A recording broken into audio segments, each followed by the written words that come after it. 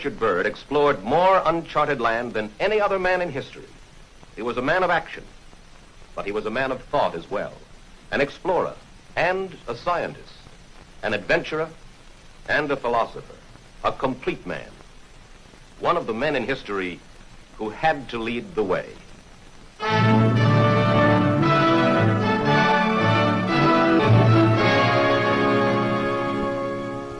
On this expedition, we hope to fly across the South Pole into the mysterious land beyond to see what is there.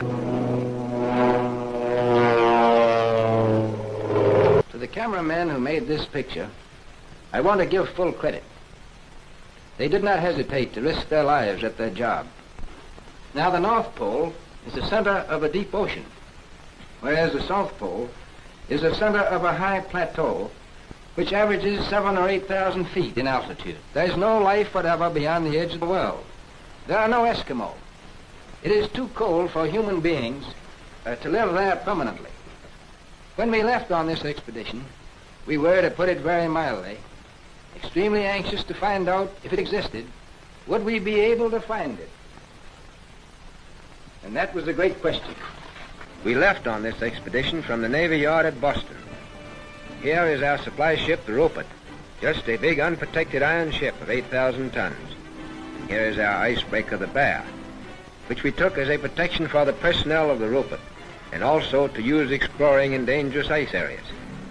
We took with us this time 150 Eskimo dogs and more than 14,000 different kinds of items for 2 years away from civilization, where there were no supply depots around the corner.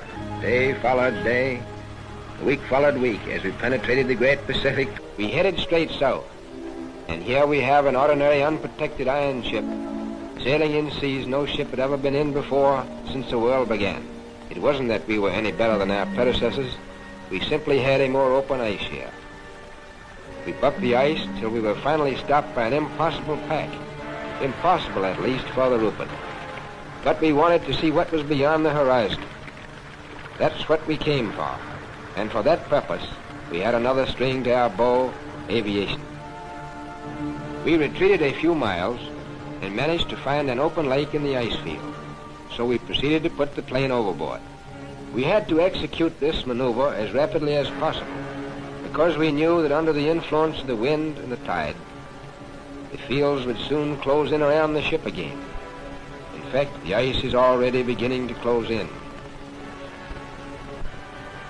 Our plan was to go south with our steamer until we were stopped by ice, and to take up the attack on the unknown with aviation. And now at last we're going to find out what was in the southern part of this mysterious part of the world. For after battling the bad weather, here we are 240 miles within it. We came to this strange phenomenon, ice islands. This was a strange and weird sea. Steaming through these ice islands was an eerie sensation. Here was the twilight of the gods, and we were curious to know what these somber giants were guarding.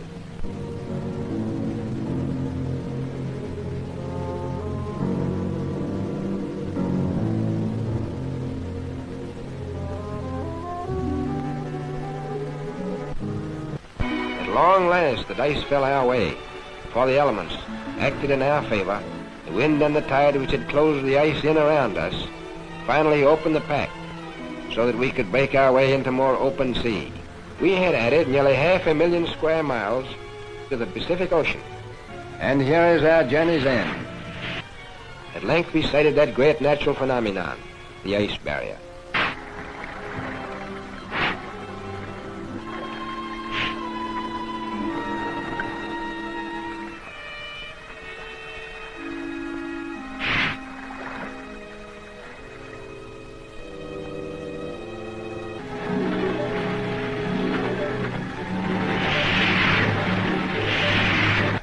I knew it would be taking a big chance, but it seemed the only way. As we started alongside the barrier with our ships, suddenly the edge shifted.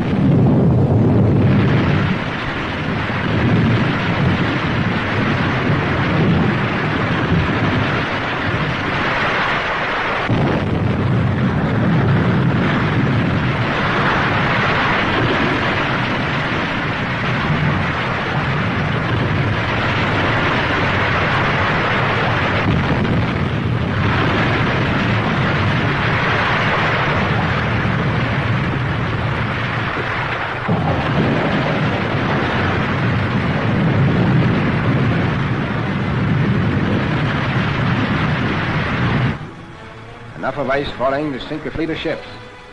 It seemed like a warning from Providence not to go alongside the barrier. We therefore had to unload from the bay ice. We had to put our tractors overboard with the engines running to safeguard the lives of the drivers, as the ice was constantly breaking off. We had to get the tractors quickly away from the edge of the crumbling ice. We came within an ace of losing overboard our principal plane of exploration, the William Hawley. It was a critical moment. At times, as the ice broke, then all supplies would fall into the water. We kept a man on watch with a life preserver on line as a safeguard for the men working on the edge of the ice. We were working against time to finish unloading before the fall freeze-up, when the ships would have to return to civilization. You can see what a tough job we had to transport 400 tons of material through this area. The bay ice was constantly shifting and cracking, and pressure ridges were being formed as we worked by the irresistible force of the slowly moving ice cap. I have never seen men work so hard. With 24 hours of daylight, they could and often did work the clock around without stopping. We call this period the White Nightmare, and a nightmare it was.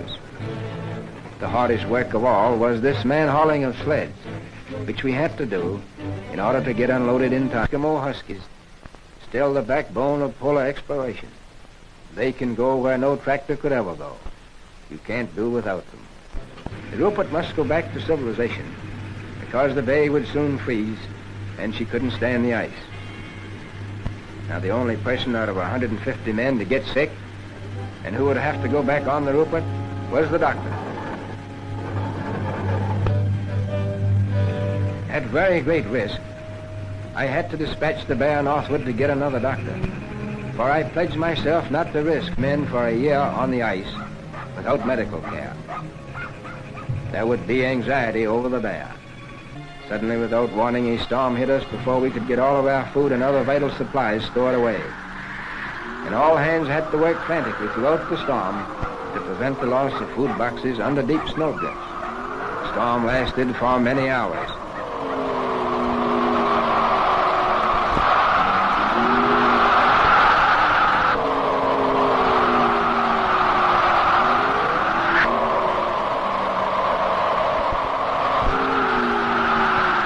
We found it chilly, working in the wind.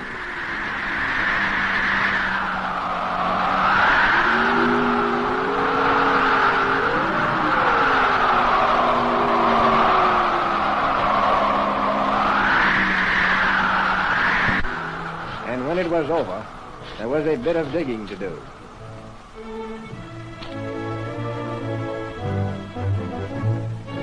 And here is the original commando.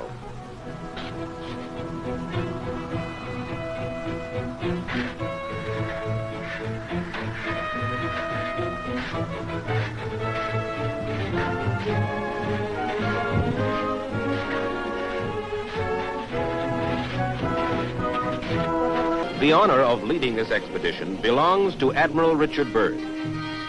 It is a gratifying experience for this 58-year-old explorer, who in the past had to raise his own funds for exploration, and who now has the resources of the United States Navy at his command.